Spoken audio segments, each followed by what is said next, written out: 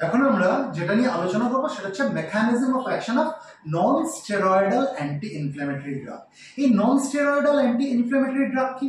যদি সহজ করে বলতে হয়, আমরা ব্যথার ওষুধ যেগুলো খাই, যেমন আমি রাস্তা দিয়ে যাচ্ছি, আমার পাটা কোথাও আটকে হোঁচট খেয়ে আমি পড়ে গেলাম, মাছি লেগে আমি মাথায় চোট পেলাম, এই যে আমার মাথায় ইনফ্ল্যামেশন হয়ে গেল, আমার ব্যথা হবে। বা রাস্তা ক্রস করছি, আমি খেয়াল করলাম না, একটা অটো এসে আমাকে ধাক্কা মারলো, আমার ব্যথা হবে। তার মানে কি? ওখানে প্রদাহ হয়েছে। এই প্রদাহকে কম করার জন্য, এই ব্যথাকে কম করার জন্য আমরা বাজার থেকে যে ব্যথার ওষুধগুলো পাই সেগুলোকে বলে নন স্টেরয়েডাল অ্যান্টি ইনফ্ল্যামেটরি ড্রাগ। ছোট করে কি বলি? NSAID, অর্থাৎ নন স্টেরয়েডাল অ্যান্টি ইনফ্ল্যামেটরি ড্রাগ। নাম থেকেই বুঝতে পারছি এটা কি, এটা হচ্ছে অ্যান্টি ইনফ্ল্যামেটরি ড্রাগ। মানে এটা কোন ধরনের ড্রাগ, কোন ধরনের ওষুধ? যারা ইনফ্ল্যামেশনকে কন্ট্রোল করছে, অ্যান্টি ইনফ্ল্যামেটরি ড্রাগ। এবং এরা হচ্ছে নন স্টেরয়েডাল, অর্থাৎ এটা স্টেরয়েড না। আমরা জানি স্টেরয়েড ইনফ্ল্যামেশনকে খুব ভালোভাবে কন্ট্রোল করে, কিন্তু এই ওষুধগুলো এরা স্টেরয়েড না, এরাও কিন্তু ইনফ্ল্যামেশনকে কন্ট্রোল করে। তাই এদেরকে বলা হয় নন স্টেরয়েডাল অ্যান্টি ইনফ্ল্যামেটরি ড্রাগ। অর্থাৎ সহজ করে যেটাকে আমরা ব্যথার ওষুধ বলে থাকি, সেটা আমাদের শরীরে কিভাবে কাজ করে সেটা নিয়ে আলোচনা করব, অর্থাৎ mechanism of action of non steroidal anti inflammatory drug. এবার আমাদের শরীর কি নিয়ে তৈরি? অসংখ্য কোষ আছে আমাদের শরীরে, তাই তো? এবার কোষ আছে মানে তার কোষ পর্দাও আছে, অর্থাৎ সেল মেমব্রেন আছে, আমরা জানি। এবার সেল মেমব্রেনের একটা মেজর কম্পোনেন্ট হচ্ছে ফসফোলিপিড। সেল মেমব্রেনের একটা মেজর কম্পোনেন্ট হচ্ছে ফসফোলিপিড। এবার এই ফসফোলিপিডের মধ্যে না অ্যারাকিডোনিক অ্যাসিড ঢোকানো থাকে, ঠিক আছে?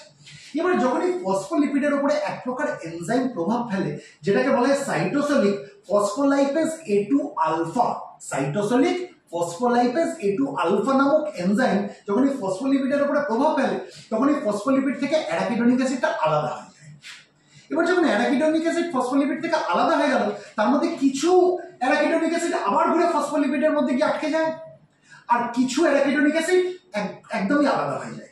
এবার যেগুলো আলাদা হয়ে গেল, যেগুলো রিলিজ হয়ে গেল ফসফোলিপিড থেকে, সেই অ্যারাকিডোনিক অ্যাসিডের কি হয়? মেটাবলিজম হয়, অর্থাৎ তার উপরে কিছু এনজাইম প্রভাব ফেলে তার ফর্মটাকে চেঞ্জ করে ফেলে, ঠিক আছে? তাহলে এই যে অ্যারাকিডোনিক অ্যাসিড যেটা আলাদা হলো, এটা অ্যাকচুয়ালি কি? এই অ্যারাকিডোনিক অ্যাসিড হচ্ছে poly unsaturated 20 carbon fatty acid.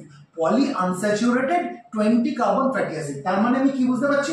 এটা এক প্রকার ফ্যাটি অ্যাসিড, তাই তো? এবং 20 কার্বন কেন বলছি? তার মানে এর মধ্যে 20খানা কার্বন রয়েছে, তাই 20 কার্বন ফ্যাটি অ্যাসিড বলছি। আর এটাকে কেন পলি আনস্যাচুরেটেড বলছি? আনস্যাচুরেটেড মানে কি? তার মধ্যে ডবল বন্ড আছে। স্যাচুরেটেড মানে ডবল বন্ড নেই, সিঙ্গেল বন্ড। আনস্যাচুরেটেড মানে ডবল বন্ড আছে। এবার পলি কথার মানে কি? পলি কথার মানে হচ্ছে একাধিক, একের অধিক, তার মানে মাল্টিপল। আমরা অ্যারাকিডোনিক অ্যাসিড যদি দেখি, এখানে আমরা 4খানা ডবল বন্ড দেখতে পাবো, সেই জন্য এটাকে বলা হচ্ছে পলি আনস্যাচুরেটেড। যেহেতু ডবল বন্ড আছে তাই আনস্যাচুরেটেড। আর কটা ডবল বন্ড আছে? 4টে আছে, তাই পলি আনস্যাচুরেটেড। এবং এটা কি? 20 কার্বন ফ্যাটি অ্যাসিড, অর্থাৎ এটা একটা ফ্যাটি অ্যাসিড অ্যারাকিডোনিক অ্যাসিডটা, যার মধ্যে 20টা কার্বন রয়েছে। সেই জন্য আমরা অ্যারাকিডোনিক অ্যাসিডকে কি বলছি? Poly unsaturated 20 carbon fatty acid. এতটা মনে না রাখলেও চলবে। আপাতত আমরা কি জানলাম? ফসফোলিপিড হচ্ছে সেল মেমব্রেনের একটা মেজর কম্পোনেন্ট, তার উপরে cytosolic phospholipase A2 alpha enzyme প্রভাব ফেললো, তাহলে ফসফোলিপিড থেকে অ্যারাকিডোনিক অ্যাসিড আলাদা হয়ে গেল। কিছু অ্যারাকিডোনিক অ্যাসিড ঘুরে আবার ফসফোলিপিডের মধ্যে আটকে গেল, আর কিছু অ্যারাকিডোনিক অ্যাসিড একদমই আলাদা হয়ে গেল। এই যে অ্যারাকিডোনিক অ্যাসিড যেগুলো আলাদা হয়ে গেল, এর উপরে আমরা দেখবো সাইক্লোঅক্সিজেনেজ নামক এক প্রকার এনজাইম প্রভাব ফেলছে, সাইক্লোঅক্সিজেনেজ। এবার এই সাইক্লোঅক্সিজেনেজ দু রকম হতে পারে, কি কি? একটাকে বলে সাইক্লোঅক্সিজেনেজ 1, বা ছোট করে আমরা COX-1 বলি। আরেকটা হতে পারে সাইক্লোঅক্সিজেনেজ 2, যেটাকে আমরা ছোট করে COX-2 বলতে পারি। অর্থাৎ সাইক্লোঅক্সিজেনেজকে আমরা ছোট করে কি বলি? COX। সেটা দু রকম হতে পারে, COX-1 বা COX-2। প্রথমে আমরা COX-1 পাথওয়েটা নিয়ে আলোচনা করি, তারপর আমরা COX-2 পাথওয়েটা নিয়ে আলোচনা করব। যখন এই অ্যারাকিডোনিক অ্যাসিডের উপরে যখন COX-1 অর্থাৎ সাইক্লোঅক্সিজেনেজ 1 নামক এনজাইম প্রভাব ফেললো, তখন কি তৈরি হবে? এক প্রকার ইন্টারমিডিয়েট তৈরি হবে, যেটাকে বলে প্রস্টাগ্ল্যান্ডিন G2। প্রস্টাগ্ল্যান্ডিন G2 এটা এক প্রকার ইন্টারমিডিয়েট। এই যে ইন্টারমিডিয়েট যেটা তৈরি হলো প্রস্টাগ্ল্যান্ডিন G2, এটা ইমিডিয়েটলি কনভার্ট হয়ে যাবে কিছু প্রস্টাগ্ল্যান্ডিন H2 তে। কেন? কারণ এই যে পাথওয়েতে কনভার্ট হবে, এটাকে বলে পার অক্সিডেশন পাথওয়ে। অর্থাৎ প্রস্টাগ্ল্যান্ডিন G2 যেটা তৈরি হয়েছে, সেটা পার অক্সিডেশন পাথওয়ের মাধ্যমে ইমিডিয়েটলি কিসে কনভার্ট হয়ে যাবে? প্রস্টাগ্ল্যান্ডিন H2 তে। এবার এই যে প্রস্টাগ্ল্যান্ডিন H2 যেটা তৈরি হয়েছে এটাও এক প্রকার ইন্টারমিডিয়েট। এর উপর আমরা দেখবো 3 রকমের এনজাইম প্রভাব ফেলে। কি কি এনজাইম প্রভাব ফেলে? একটা নাম হচ্ছে প্রস্টাগ্ল্যান্ডিন ই সিনথেস। যখন এই প্রস্টাগ্ল্যান্ডিন H2 এর উপরে প্রস্টাগ্ল্যান্ডিন ই সিনথেস প্রভাব ফেলে তখন কি তৈরি হয়? প্রস্টাগ্ল্যান্ডিন E2 তৈরি হয়। আর এই যে প্রস্টাগ্ল্যান্ডিন E2 যেটা তৈরি হলো এটা হচ্ছে সাইটোপ্রোটেক্টিভ। সাইটো কথাটা হচ্ছে সেল থেকে, প্রোটেক্টিভ মানে প্রোটেক্ট করছে, সেলকে প্রোটেক্ট করছে। তার মানে এই প্রস্টাগ্ল্যান্ডিন E2 যেটা কক্স-1 পাথওয়েতে তৈরি হলো এটা কিন্তু ভালো প্রস্টাগ্ল্যান্ডিন, গুড প্রস্টাগ্ল্যান্ডিন, তাই এটাকে বলছে সাইটোপ্রোটেক্টিভ প্রস্টাগ্ল্যান্ডিন। ঠিক আছে, এটা কোন ধরনের সেলকে বা মানে প্রোটেক্ট করে? একটা হচ্ছে গ্যাস্ট্রিক এপিথেলিয়াম, এই সেলগুলোকে প্রোটেক্ট করে, একটা হচ্ছে কিডনি সেলগুলোকে প্রোটেক্ট করে। তার মানে যদি এই সাইটোপ্রোটেক্টিভ প্রস্টাগ্ল্যান্ডিন নষ্ট হয়ে যায় তাহলে কি হবে? গ্যাস্ট্রিক এপিথেলিয়ামের সেলগুলো নষ্ট হয়ে যাবে, কিডনির সেলগুলো নষ্ট হয়ে যাবে। এইটা কেন বললাম আমরা পরে বুঝবো। তার মানে সাইটোপ্রোটেক্টিভ এই প্রস্টাগ্ল্যান্ডিন যেটা প্রস্টাগ্ল্যান্ডিন E2 কক্স-1 পাথওয়েতে তৈরি হয়েছে এটা আমাদের শরীরের জন্য উপকারী। এবার এই প্রস্টাগ্ল্যান্ডিন H2 এর উপরে আরেক প্রকার এনজাইম প্রভাব ফেলে যেটার নাম হচ্ছে থ্রম্বক্সিন এ সিনথেজ। এবার এই থ্রম্বক্সিন এ সিনথেজ নামক এনজাইম যখন প্রস্টাগ্ল্যান্ডিন H2 এর উপরে প্রভাব ফেলে তখন কি তৈরি হয়? থ্রম্বক্সিন A2 নামক একটা ডেঞ্জারাস জিনিস তৈরি হয়। এই থ্রম্বক্সিন A2টা কি? এটা হচ্ছে পোটেন্ট ভ্যাসোকনস্ট্রিক্টর। এরা ব্লাড ভেসেলকে কনস্ট্রিক্ট করে দেয়, যার কারণে কি হয়? ওখানে থ্রম্বাস তৈরি হয়ে যায়। থ্রম্বাস কথার মানে কি? থ্রম্বাস হচ্ছে ব্লাড ক্লট তৈরি হয়ে যাবে। বাট ব্লাড ভেসেলের মধ্যে যদি থ্রম্বাস তৈরি হয়ে যায় তাহলে কি হবে? কার্ডিওভাস্কুলার রিস্ক অনেক বেড়ে যাবে, তাই তো? তাহলে থ্রম্বক্সিন A2টা ডেঞ্জারাস। যাতে এই থ্রম্বক্সিন A2-র এই খারাপ দিকটাকে ব্যালেন্স করা যায় সেই জন্য আরেকটা জিনিস তৈরি হয় সেটাকে বলে প্রস্টাসাইক্লিন। এটা কিভাবে তৈরি হয়? এই প্রস্টাগ্ল্যান্ডিন H2-র উপরে আরেক প্রকার এনজাইমের প্রভাব দেখবো যেটার নাম হচ্ছে প্রস্টাসাইক্লিন সিনথেস। যে কোনো কথার পেছনে ASE কথাটা থাকা মানে হচ্ছে সেটা এনজাইম। এই যে থ্রম্বক্সিন এ সিনথেস ASE, প্রস্টাসাইক্লিন সিনথেস ASE কথাটা মানে হচ্ছে পেছনে রয়েছে মানেই বুঝতে হবে এটা এনজাইম।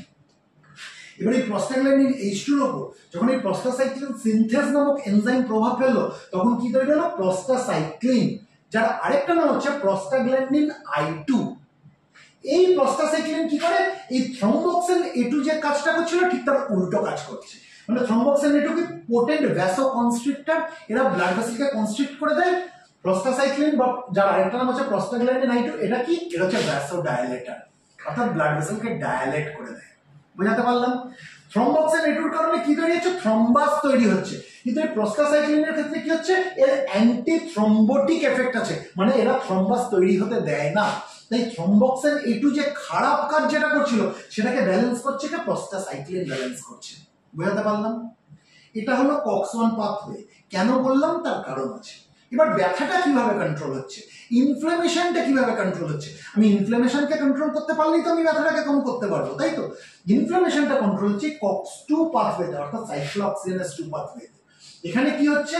এই অ্যারাকিডোনিক অ্যাসিডের উপরে সাইক্লোঅক্সিজেনেস 2 নামক এনজাইম যখন প্রভাব ফেলছে, অর্থাৎ যাকে আমরা কক্স-2 বলছি, তখন সেই একই জিনিস তৈরি হচ্ছে প্রস্টাগ্ল্যান্ডিন G2। যেমন আমরা ঠিক কক্স-1 পাথওয়েতে দেখেছিলাম সেম জিনিস আমরা কক্স-2 পাথওয়েতে দেখবো। এই যে প্রস্টাগ্ল্যান্ডিন G2 যেটা তৈরি হলো, এই প্রস্টাগ্ল্যান্ডিন G2টা হচ্ছে একটা ইন্টারমিডিয়েট, এটা ইমিডিয়েটলি কনভার্ট হয়ে যাবে প্রস্টাগ্ল্যান্ডিন H2 তে। ঠিক আছে? কোন পাথওয়েতে? সেই একই পার অক্সিডেশন পাথওয়ে যেটা আমরা কক্স-1এও বলেছি, সেম জিনিস আমরা কক্স-2 পাথওয়েতেও বলছি। তাহলে প্রথমে কি হলো? অ্যারাকিডোনিক অ্যাসিডের উপরে সাইক্লোঅক্সিজেনেস 2 প্রভাব ফেললো। ঠিক আছে? এবার এই সাইক্লোঅক্সিজেনেস 2 যখন প্রভাব ফেললো তখন কি তৈরি হবে? প্রস্টাগ্ল্যান্ডিন G2 তৈরি হবে। এটা একটা ইন্টারমিডিয়েট যেটা ইমিডিয়েটলি কনভার্ট হয়ে যাবে প্রস্টাগ্ল্যান্ডিন H2 তে। কোন পাথওয়েতে? পার অক্সিডেশন পাথওয়েতে। এবার এই যখন প্রস্টাগ্ল্যান্ডিন H2 তৈরি হলো এর উপরে আরেক প্রকার এনজাইম প্রভাব ফেলবে যেটা নাম হচ্ছে প্রস্টাগ্ল্যান্ডিন ই সিনথেস, যার কারণে কি তৈরি হলো? প্রস্টাগ্ল্যান্ডিন E2 তৈরি হলো। কিন্তু মজার ব্যাপার হচ্ছে এখানে যে প্রস্টাগ্ল্যান্ডিন যেটা তৈরি হয়েছিল এই প্রস্টাগ্ল্যান্ডিন ই সিনথেসের প্রভাবে প্রস্টাগ্ল্যান্ডিন E2 এটা কি ছিল? সাইটোপ্রোটেক্টিভ, অর্থাৎ এরা কি করছিল? সেলকে প্রোটেক্ট করছিল, ভালো রাখছিল। কিন্তু এখানে যে প্রস্টাগ্ল্যান্ডিন যেটা তৈরি হলো এটা হচ্ছে প্যাথোজেনিক প্রস্টাগ্ল্যান্ডিন, অর্থাৎ বাজে প্রস্টাগ্ল্যান্ডিন, ব্যাড প্রস্টাগ্ল্যান্ডিন। এর কারণেই কিন্তু প্রদাহ বাড়ে, এর কারণে ইনফ্ল্যামেশন তৈরি হয়। তাহলে আমাকে যদি ইনফ্ল্যামেশন কন্ট্রোল করতে হয় তাহলে আমাকে কি করতে হবে? এই প্যাথোজেনিক প্রস্টাগ্ল্যান্ডিনের তৈরিটাকে আমাকে আটকাতে হবে। এই প্যাথোজেনিক প্রস্টাগ্ল্যান্ডিনের প্রোডাকশনটাকে আমাকে আটকাতে হবে। এবার এই non steroidal anti inflammatory drug কি করে, আমরা যখন নন স্টেরয়েডাল অ্যান্টি ইনফ্ল্যামেটরি ড্রাগ নিচ্ছি, এটা সাইক্লোঅক্সিজেনেসকে ইনহিবিট করে দিচ্ছে। এটা সাইক্লোঅক্সিজেনেসকে কি করছে, ইনহিবিট করে দিচ্ছে। এবার যদি সাইক্লোঅক্সিজেনেস ইনহিবিটেড হয়ে যায় তাহলে কি হবে, সাইক্লোঅক্সিজেনেস 1 এবং সাইক্লোঅক্সিজেনেস 2 দুটোই ইনহিবিটেড হবে, তাই তো। এবার সাইক্লোঅক্সিজেনেস 2 যখন ইনহিবিটেড হচ্ছে তাহলে কি আলটিমেটলি প্যাথোজেনিক প্রস্টাগ্ল্যান্ডিন তৈরি হবে, হবে না? এই সাইক্লোঅক্সিজেনেস 2 পাথওয়েতেই তো এই প্যাথোজেনিক প্রস্টাগ্ল্যান্ডিনটা তৈরি হচ্ছিল। তাহলে আমি যদি সাইক্লোঅক্সিজেনেস 2 কে ইনহিবিট করে দিই তাহলে এই প্যাথোজেনিক প্রস্টাগ্ল্যান্ডিন তৈরি হবে না। তাহলে কি হবে, ইনফ্লেমেশন কন্ট্রোল হয়ে যাবে। ইনফ্লেমেশন কন্ট্রোল হলে আমার ব্যথা বেদনাটা কমে যাবে, প্রদাহ কমে গেলে ব্যথা বেদনা কমে যাবে। কিন্তু একটা সমস্যার ব্যাপার হচ্ছে সাইক্লোঅক্সিজেনেস 2 এর পাশাপাশি সে তো সাইক্লোঅক্সিজেনেস 1 কেও ইনহিবিট করছে। এবার সাইক্লোঅক্সিজেনেস 1 কে যখন ইনহিবিট করে দিচ্ছে তাহলে যেটা গুড প্রস্টাগ্ল্যান্ডিন অর্থাৎ সাইটোপ্রোটেক্টিভ প্রস্টাগ্ল্যান্ডিন সেটা আবার তৈরি হচ্ছে না। অর্থাৎ যেটা গ্যাস্ট্রিক এপিথেলিয়ামের সেলগুলোকে ভালো রাখে, যেটা কিডনির সেলগুলোকে ভালো রাখে, সেটাও তৈরি হচ্ছে না। তাহলে সেই গুড প্রস্টাগ্ল্যান্ডিন যদি তৈরি না হয় তাহলে কি হবে, এই গ্যাস্ট্রিক এপিথেলিয়াম যদি নষ্ট হয়ে যায় তাহলে আলসার হওয়ার চান্সেস বেড়ে যায়। কিডনির সেলগুলো নষ্ট হয়ে গেলে কি হবে, কিডনি নষ্ট হয়ে যাবে। এই জন্য বলা হয় বেশি ব্যথার ওষুধ খাস না, বেশি এনএসএআইডি নিস না। কি হবে, তোর আলসার হয়ে যেতে পারে, তোর কিডনির সমস্যা হতে পারে। বোঝাতে পারলাম? যেহেতু COX-1 পাথওয়েটাও ইনহিবিটেড হয়ে যাচ্ছে তাই কি হচ্ছে, এই কিডনিটা নষ্ট হচ্ছে, আলসারেশনের চান্সেস হচ্ছে। বোঝাতে পারলাম? এবার মার্কেটে যে ওষুধগুলো প্রথমে এসেছিল সেগুলো বলে নন সিলেক্টিভ কক্স ইনহিবিটর। নন সিলেক্টিভ কক্স ইনহিবিটর মানে কি, ও কক্সকে ইনহিবিট করছে অর্থাৎ সাইক্লোঅক্সিজেনেসকে ইনহিবিট করছে। ও বুঝছে না যে আমি সাইক্লোঅক্সিজেনেস 2 কে করব না 1 কে করব, ও দু প্রকার সাইক্লোঅক্সিজেনেসকে ইনহিবিট করে দিচ্ছে। অর্থাৎ সাইক্লোঅক্সিজেনেস 2 কেও ইনহিবিট করছে, সাইক্লোঅক্সিজেনেস 1 কেও ইনহিবিট করছে। এতে কি হচ্ছে, সাইক্লোঅক্সিজেনেস 2 কে যখন ইনহিবিট করছে প্যাথোজেনিক প্রস্টাগ্ল্যান্ডিন তৈরি হচ্ছে না, প্রদাহ কন্ট্রোল হচ্ছে, ইনফ্লামেশন কন্ট্রোল হচ্ছে, ব্যথা বেদনা কমে গেল। কিন্তু সেটা সাইক্লোঅক্সিজেনেস 1 কেও ইনহিবিট করে দিচ্ছে। সাইক্লোঅক্সিজেনেস 1 কে যখন ইনহিবিট করে দিচ্ছে তাহলে যেটা গুড প্রস্টাগ্ল্যান্ডিন, যেটা হচ্ছে সাইটোপ্রোটেক্টিভ প্রস্টাগ্ল্যান্ডিন, সেটাও তৈরি হচ্ছে না। তাহলে কি হবে, গ্যাস্ট্রিক এপিথেলিয়ামের সেলগুলো নষ্ট হয়ে যাচ্ছে, আলসারেশনের চান্সেস হচ্ছে, কিডনির সেলগুলো নষ্ট হয়ে যাচ্ছে, কিডনি খারাপ হয়ে যাচ্ছে। এই জন্য কি বলা হয়, ব্যথার ওষুধ বেশি খাস না, প্রয়োজন ছাড়া ব্যথার ওষুধ বেশি খাস না।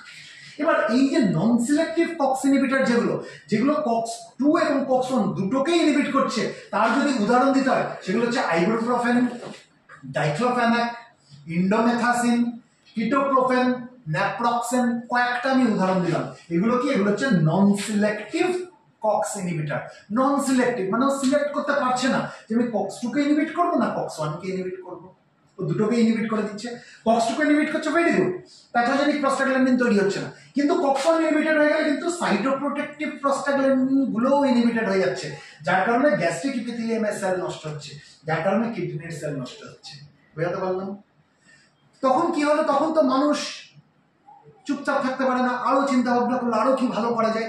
তখন যে ধরনের ওষুধ আবিষ্কার হলো সেটাকে বলা হয় selective COX-2 inhibitor. Selective COX-2 inhibitor মানে কি, আমি সিলেক্ট করে COX-2 কে ইনহিবিট করবো, COX-1 এ আমি সেরকম খুব একটা হাত দেবো না, COX-1 সেরকম পরিমাণ আমার ইনহিবিটেড হবে না, কিন্তু COX-2 ইনহিবিটেড হবে। তাহলে কি হলো, COX-2 এর জন্যই তো ইনফ্লামেশনটা হচ্ছিল। তাহলে COX-2 কে ইনহিবিট করলে কি হবে, প্রদাহটা কমে যাবে, ইনফ্লামেশনটা কমে যাবে। Very good. COX-1 এ সেরকম খুব একটা মানে ইনহিবিশন হচ্ছে না COX-1 এর। তাহলে এই যে সাইটোপ্রোটেক্টিভ প্রস্টাগ্ল্যান্ডিন যেটা, সেটা খুব একটা কমছে না, অর্থাৎ গ্যাস্ট্রিক এপিথেলিয়ামের সেলগুলো সেরকম করে নষ্ট হচ্ছে না, কিডনির সেলগুলো সেরকম করে নষ্ট হচ্ছে না। তাহলে আপেক্ষিকভাবে আমার কি মনে হচ্ছে, এই যেগুলো সিলেক্টিভ COX-2 ইনহিবিটর সেগুলো বেশি ভালো, খালি ইনফ্লামেশনকেই কন্ট্রোল করছে, সেরকম স্টমাকের মধ্যে মানে গ্যাস্ট্রিক এপিথেলিয়ামের কোনো সমস্যা দেখা দিচ্ছে না, কিডনির কোনো সমস্যা দেখা দিচ্ছে না, আপেক্ষিকভাবে ভালো মনে হলো। কিন্তু সমস্যাটা হচ্ছে গ্যাস্ট্রিক এপিথেলিয়াম তো ভালো থাকলো বুঝলাম, কিডনি তো ভালো থাকলো বুঝলাম, কিন্তু COX-1 পাথটা যদি ইনহিবিটেড না হয়, এই থ্রম্বোক্সিন A2 তো ইনহিবিটেড হচ্ছে না। আর এই থ্রম্বোক্সিন A2টা কি, এটা পোটেন্ট ভ্যাসোকনস্ট্রিক্টর, মারাত্মক ডেঞ্জারাস একটা জিনিস, ব্লাড ভেসেলকে কনস্ট্রিক্ট করে দেবে, যার জন্য থ্রম্বাস তৈরি হয়ে যায়, ব্লাড ক্লট তৈরি হয়ে যায়, তাহলে কার্ডিওভাস্কুলার রিস্ক বেড়ে যাচ্ছে। তাহলে এই থ্রম্বোক্সিন A2 কেও তো ইনহিবিট করার প্রয়োজন আছে। তাহলে এবার কি করতে হবে, তাহলে আর সেভাবে আমি খালি সিলেক্টিভ COX-2 ইনহিবিটরকে ব্যবহার করতে পারবো না। যারা শুধুমাত্র কক্স2 কে ইনহিবিট করছে, সামান্য হয়তো কক্স1 ইনহিবিটেড হচ্ছে, যেমন সিলেক্টিভ কক্স2 ইনহিবিটরকে আমি ব্যবহার করতে পারছি না।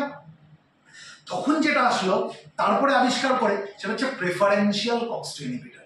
প্রেফারেন্সিয়াল কক্স2 ইনহিবিটর মানে প্রেফার করছে যে আমি কক্স2 কে ইনহিবিট করব, তার পাশাপাশি কিছুটা কক্স1 কেও ইনহিবিট করব। তার আগে একটা জিনিস বলে নিই, এই যে সিলেক্টিভ কক্স2 ইনহিবিটরের যে কথাগুলো বললাম তার নাম হচ্ছে সেলিকক্সিব, উদাহরণ যদি দিতে হয় সেলিকক্সিব, ইটোরোকক্সিব, আরো দুটো কক্সিবস ছিল, রফিকক্সিবস আর ভ্যালডিকক্সিব। এই রফিকক্সিব আর ভ্যালডিকক্সিব কিন্তু ব্যান্ড হয়ে গেছে, তার সাইড এফেক্ট এত বেশি বলে। ঠিক আছে, তাহলে এই যত আমরা কক্সিবস দেখবো, সেলিকক্সিব, ইটোরিকক্সিব, রফিকক্সিব, ভ্যালডিকক্সিব, এগুলো হচ্ছে সিলেক্টিভ কক্স2 ইনহিবিটর। এরা সিলেক্ট করে কক্স2 কেই ইনহিবিট করে, কক্স1 কে সেরকম খুব একটা ইনহিবিট করে না। কক্স2 কে ইনহিবিট করে, কক্স1 কে সেরকম খুব একটা ইনহিবিট করে না এই সিলেক্টিভ কক্স2 ইনহিবিটর। তারপরে আমি কি বললাম, প্রেফারেন্সিয়াল কক্স2 ইনহিবিটর।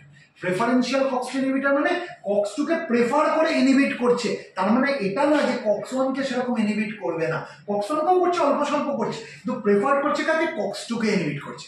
এবার কক্স2 কে ইনহিবিট করছে মানে কি, ইনফ্লামেশন কন্ট্রোল হবে, কারণ এই প্যাথোজেনিক প্রোস্টাগ্ল্যান্ডিন ইনহিবিটেড হয়ে গেল, কিন্তু তার পাশাপাশি কিছুটা কক্স1 ইনহিবিটেড হচ্ছে।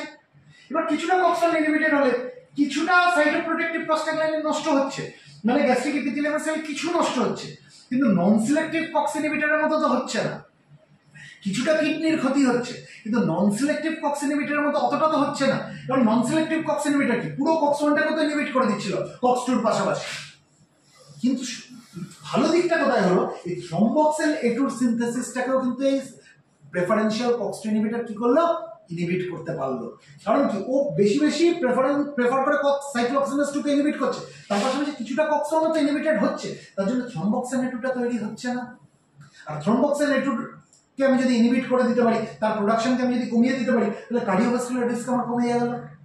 তাহলে এবার ডাক্তারবাবু হিসাবে তাকে বিচার করতে হবে তিনি কোন ধরনের ওষুধ ব্যবহার করবেন। তিনি কি নন সিলেক্টিভ কক্স ইনহিবিটর ব্যবহার করবেন, অর্থাৎ আইবুপ্রোফেন, ডাইক্লোফেনাক, ইন্ডোমেথাসিন, কিটোপ্রোফেন, ল্যাপ্রক্সেন এগুলো ব্যবহার করবেন, নাকি তিনি সিলেক্টিভ কক্স2 ইনহিবিটর ব্যবহার করবেন, যেমন সেলিকক্সিব, ইটোরোকক্সিব, নাকি তিনি প্রেফারেন্সিয়াল কক্স2 ইনহিবিটর ব্যবহার করবেন, যার উদাহরণ হচ্ছে নিমেসুলাইড, ইটোডোল্যাক, অ্যাসাইক্লোফেনাক, কোনটা ব্যবহার করবেন। এটা কিভাবে বিচার করা হয়, ধরি আমি পেশেন্ট, আপনি ডাক্তারবাবু, আমার গ্যাস্ট্রিক কোনো সমস্যা রয়েছে, গ্যাস্ট্রিক সমস্যা রয়েছে, তার মানে আমি এমন, এবার আমার ব্যথার ওষুধ নিতে হবে, কিছু করার নেই, এমন একটা পরিস্থিতি এসছে, আমার অ্যাক্সিডেন্ট হয়েছে, আমার ট্রমাটিক ইনজুরি হয়েছে, ঠিক আছে, একটা বাইরে থেকে কোনো এক্সটার্নাল ফোর্স আমাকে আঘাত করেছে, এমনভাবে আমার প্রচন্ড রকমের ইনফ্লামেশন হয়েছে, আমার ব্যথার ওষুধ নিতে হবে, কিন্তু আমার গ্যাস্ট্রিক আপসেট হওয়ার একটা টেন্ডেন্সি রয়েছে, তাহলে আমি কোন ধরনের ওষুধ নেবো। এক্ষেত্রে আমি যদি নন সিলেক্টিভ কক্স ইনহিবিটর নিই, মানে যে কক্স1 আর কক্স2 দুটোকে ইনহিবিট করবে, ব্যথা তো কমবে যেহেতু কক্স2 ইনহিবিটেড হয়ে যাচ্ছে, কিন্তু কক্স1 ইনহিবিটেড হলে কিন্তু আমার সাইটোপ্রোটেক্টিভ প্রোস্টাগ্ল্যান্ডিন গুলো ইনহিবিটেড হবে, তাহলে আমার গ্যাস্ট্রিকের যদি কোনো সমস্যা থাকে তাহলে কিন্তু আমি সেই ওষুধ নিতে পারবো না। বুঝাতে পারলাম? তাহলে আমার ক্ষেত্রে সেখানে কোনটা নিতে হবে, ডাক্তারবাবু আমাকে কোনটা দেবেন, যেটা হচ্ছে সিলেক্টিভ কক্স2 ইনহিবিটর, কারণ আমার কোনো হার্টের সমস্যা নেই, তাহলে আমার থ্রম্বক্সিন এ2 অতটা আমার চিন্তা ভাবনার কারণে আমার হার্টের সমস্যা নেই, কিন্তু আমার গ্যাস্ট্রিক ইরিটেশন আমার খুব বেশি হয়, তাহলে আমি কিন্তু সেক্ষেত্রে নন সিলেক্টিভ কক্স ইনহিবিটরের দিকে যাবো না, আমি কি যাবো সিলেক্টিভ কক্স2 ইনহিবিটর। এবার কক্স2 কে সিলেক্ট করে ইনহিবিট করছে মানে প্যাথোজেনিক প্রোস্টাগ্ল্যান্ডিন ইনহিবিটেড হয়ে যাচ্ছে, তাই ইনফ্লামেশন কন্ট্রোল হচ্ছে, কিন্তু কক্স1 এ সেরকম খুব একটা হাত দিচ্ছে না, তাই তো, যার জন্য কি হচ্ছে, এই গ্যাস্ট্রিক ইপিথেলিয়ামের সেলগুলো নষ্ট হচ্ছে না সেভাবে। তাহলে আমার গ্যাস্ট্রিক ইরিটেশন আমার যদি থাকে, বা আমার যদি স্টমাকের কোনো সমস্যা থাকে, গ্যাস্ট্রিকের কোনো সমস্যা থাকে, সেখানে আমার খুব একটা বেশি অসুবিধা হচ্ছে না। বুঝাতে পারলাম? কিন্তু আমার যদি আজকে কার্ডিওভাস্কুলার কোনো প্রবলেম থাকে, তাহলে ডাক্তারবাবু কোনটা দেবে? সেক্ষেত্রে কিন্তু ডাক্তারবাবু সিলেক্টিভ কক্স2 ইনহিবিটর দিতে পারবেন না। কেন সিলেক্টিভ কক্স2 ইনহিবিটর দিতে পারবেন না? কারণ সিলেক্টিভ কক্স2 ইনহিবিটর দিলে কক্স2 তো ইনহিবিট হচ্ছে, ব্যথা তো কমবে, কারণ প্যাথোজেনিক প্রোস্টাগ্ল্যান্ডিন তৈরি হচ্ছে না সেভাবে, ইনফ্লামেশন কন্ট্রোল হলো, কিন্তু কক্স1 তো সেভাবে ইনহিবিটেড হচ্ছে না। আমার কার্ডিওভাস্কুলার প্রবলেম রয়েছে, আমি থ্রম্বক্সিন এ2কে কমাতে পারলাম না, আর এই থ্রম্বক্সিন এ2 কি পোটেন্ট ভ্যাসোকনস্ট্রিক্টর, থ্রম্বাস তৈরি করতে পারে, তাহলে একে আমার কার্ডিওভাস্কুলার একটা প্রবলেম রয়েছে, তারপরে যদি কার্ডিওভাস্কুলার রিস্ক বেড়ে যায় সেটা ক্ষতি হবে। সেই জন্য আমার যদি কার্ডিওভাস্কুলার প্রবলেম থাকে, আমি কিন্তু সিলেক্টিভ কক্স2 ইনহিবিটর ব্যবহার করতে পারবো না। সেক্ষেত্রে আমার কোনটা বেটার? নন সিলেক্টিভ কক্স ইনহিবিটর। কারণ নন সিলেক্টিভ কক্স ইনহিবিটর মানে কি, সে COX-1 কেও ইনহিবিট করছে, COX-2 কেও ইনহিবিট করছে। COX-2 কে ইনহিবিট করলে কি হচ্ছে? প্যাথোজেনিক প্রস্টাগ্ল্যান্ডিন তৈরি হচ্ছে না, ইনফ্ল্যামেশন কন্ট্রোল হয়ে গেল, ব্যথা কমে যাবে। কিন্তু COX-1 কেও তো ইনহিবিট করছে, যার কারণে কি হচ্ছে? থ্রম্বক্সিন নেটওয়ার্ক প্রোডাকশনটা সেভাবে হচ্ছে না। তাহলে আমার কার্ডিওভাস্কুলার প্রবলেম রয়েছে। আমি থ্রম্বক্সিন নেটওয়ার্ক প্রোডাকশনকে আমি আটকে দিতে পারলাম, তাহলে আমার কার্ডিওভাস্কুলার রিস্ক আর অতটা থাকছে না। বুঝতে পারলাম? এবার আমার কাছে এমন কোনো পেশেন্ট এসছে, আমি সেভাবে বুঝতে পারছি না, মানে তাকে আমি নিয়মিত তো দেখিনি, হঠাৎ করে কোনো পেশেন্ট এসছে, তার আদৌ কোনো গ্যাস্ট্রিকের কোনো সমস্যা আছে কিনা, কিডনির সমস্যা আছে কিনা, হার্টের সমস্যা আছে কিনা জানি না। এবার কিন্তু তাকে আমায় ব্যথার ওষুধ দিতে হবে, এমন একটা পরিস্থিতি এসছে তাকে ব্যথার ওষুধ দিতে হবে, নাহলে সে থাকতে পারছে না। সেক্ষেত্রে আমার কাছে সেফার অপশন হচ্ছে প্রেফারেন্সিয়াল COX-2 ইনহিবিটর। মানে আমি তখন কি করব? আমি COX-2 কে বেশি বেশি ইনহিবিট করছি। প্রেফারেন্সিয়াল COX-2 ইনহিবিটর মানে কি? সে বেশি বেশি COX-2 কে ইনহিবিট করছে, আর কিছু কিছু COX-1 কে ইনহিবিট করছে। এবার কিছু কিছু COX-1 ইনহিবিট হলে কি হবে? কিছুটা হয়তো স্টমাকের সমস্যা হবে, কিছুটা হয়তো কিডনির সমস্যা হবে, কিন্তু তার পাশাপাশি তো থ্রম্বক্সিন নেটওয়ার্ক ইনহিবিটেড হয়ে যাবে। মানে কার্ডিওভাস্কুলার যদি তার রিস্ক থেকেও থাকে, সেটা মানে কার্ডিওভাস্কুলার প্রবলেম থেকেও থাকে, তার রিস্কটা অতটা থাকবে না। সেই কারণে আমি যখন পেশেন্টকে জানি না যে কিরকম অবস্থা তার রয়েছে, আমায় যদি কোনো ব্যথার ওষুধ দিতে হয়, আমার কাছে প্রেফার্ড চয়েস কোনটা হবে? সেটা হচ্ছে প্রেফারেন্সিয়াল COX-2 ইনহিবিটর, অর্থাৎ ইটোডোলাক, অ্যাসাইক্লোফেনাক এই জাতীয় ওষুধ। কিন্তু পেশেন্টের যদি কার্ডিওভাস্কুলার কমপ্লিকেশন থাকে, আমি জানি যে তার কোনো কার্ডিওভাস্কুলার ডিজিজ রয়েছে, তাহলে আমার কাছে কোনটা প্রেফার্ড চয়েস হবে? সেটা হচ্ছে নন সিলেক্টিভ COX ইনহিবিটর, যেটা সাইক্লোক্সেনেজ 1 আর সাইক্লোক্সেনেজ 2 দুটোকে ইনহিবিট করছে। যেমন আইব্রোপ্রোফেন, ডাইক্লোফেনাক, ইন্ডোমেথাসিন, কিটোপ্রোফেন, ঠিক আছে, ন্যাপ্রক্সেন এই জাতীয় ওষুধ। ডাইক্লোফেনাক খুব চলে এখন, আমরা জানি। আর আমার কাছে যদি জানা থাকে যে পেশেন্টের গ্যাস্ট্রিকের কোনো সমস্যা আছে, তাহলে আমি তাকে নন সিলেক্টিভ COX ইনহিবিটর দিতে পারবো না। আমি তাকে কি দেবো? আমি তাকে দেবো সিলেক্টিভ COX-2 ইনহিবিটর, যেটা খালি COX-2 কে ইনহিবিট করছে, COX-1 এ সেরকম খুব একটা হাত লাগাচ্ছে না, অর্থাৎ সেলিকক্সিন, ইটোরেকক্সিন এই জাতীয় ওষুধগুলো আমি দেবো। তাহলে আমার মনে হয় এই NSAID এর মেকানিজম অফ অ্যাকশন আমাদের কাছে পরিষ্কার হয়ে গেল, এবং ডাক্তারবাবু কিভাবে বিচার করেন যে কোন পেশেন্টকে আমি কোন ধরনের NSAID দেবো। তাকে কি আমি নন সিলেক্টিভ COX ইনহিবিটর দেবো, মানে দু ধরনের COX কে ইনহিবিট করবে, নাকি আমি তাকে সিলেক্টিভ COX-2 ইনহিবিটর দেবো, যেটা নাকি শুধুমাত্র COX-2 কে ইনহিবিট করবে আর নেগলিজেবল কোনো COX-1 কে ইনহিবিট করবে, নাকি আমি তাকে প্রেফারেন্সিয়াল COX-2 ইনহিবিটর দেবো, যে প্রেফার করে COX-2 কে বেশি বেশি ইনহিবিট করবে আর কিছুটা COX-1 কেও ইনহিবিট করবে। তাহলে সেটা কিন্তু ডাক্তারবাবু কিভাবে ডিসাইড করেন সেটাও কিন্তু আমরা আলোচনা করে নিলাম। Hope I can make myself clear to all of you. এখানে আমি একটা কথা বলবো, এই যে আমরা দুখানা স্টেপ দেখলাম না, যে অ্যারাকিডোনিক অ্যাসিড থেকে প্রথমে কি কনভার্সন হচ্ছে? প্রস্টাগ্ল্যান্ডিন G2, তারপরে কি কনভার্ট হচ্ছে? Prostaglandin H2। অ্যারাকিডোনিক অ্যাসিড প্রথমে কিসে কনভার্ট হচ্ছে? একটা আনস্টেবল ইন্টারমিডিয়েটে, যেটাকে কি বলে? Prostaglandin G2। তারপরে কি হচ্ছে? ইমিডিয়েটলি সেটা কিসে কনভার্ট হয়ে যাচ্ছে? Prostaglandin H2। এই যে দুটো স্টেপের কনভার্সন, এটা কে করাচ্ছে? সাইক্লোঅক্সিজেনেজ নামক এনজাইম, ঠিক আছে। এবার এই সাইক্লোঅক্সিজেনেজের আরেকটা নাম আছে, সেটাকে বলে প্রস্টাগ্ল্যান্ডিন GH সিনথেস। এই প্রস্টাগ্ল্যান্ডিন GH সিনথেসটা কি? এটা হচ্ছে সাইক্লোঅক্সিজেনেজের একটা নাম, কারণ এই প্রস্টাগ্ল্যান্ডিন GH সিনথেসটা কি করাচ্ছে? এই দুটো স্টেপকেই ক্যাটালাইজ করেছে। প্রথম স্টেপে কি করাচ্ছে? অ্যারাকিডোনিক অ্যাসিডকে প্রস্টাগ্ল্যান্ডিন G2 তে কনভার্ট করেছে। সেকেন্ড স্টেপে কি করেছে? এই প্রস্টাগ্ল্যান্ডিন G2 কে প্রস্টাগ্ল্যান্ডিন H2 তে কনভার্ট করাচ্ছে। এই অবধি আমরা বুঝে গেলাম। তাহলে এই যে আমরা সাইক্লোঅক্সিজেনেজ বলে এতক্ষণ যেটা বলে আসলাম, এরই আরেকটা নাম কি? এই এনজাইমটারই আরেকটা নাম হচ্ছে প্রস্টাগ্ল্যান্ডিন GH সিনথেস। অর্থাৎ এই যে সাইক্লোঅক্সিজেনেজ, এর দুটো মেন আইসোফর্ম আমরা শিখলাম, তাই তো এতক্ষণে? কি কি? একটা হচ্ছে COX-1 আর একটা হচ্ছে COX-2, অর্থাৎ সাইক্লোঅক্সিজেনেজ 1 এবং সাইক্লোঅক্সিজেনেজ 2। ইনফ্লামেশনের সঙ্গে কোনটা রিলেটেড? সাইক্লোঅক্সিজেনেজ 2। তাহলে আমাদের কাছে কিন্তু মোটামুটি নন স্টেরয়েডাল অ্যান্টি ইনফ্ল্যামেটরি ড্রাগের কনসেপ্টটা এটা মোটামুটি ক্লিয়ার হয়ে গেল।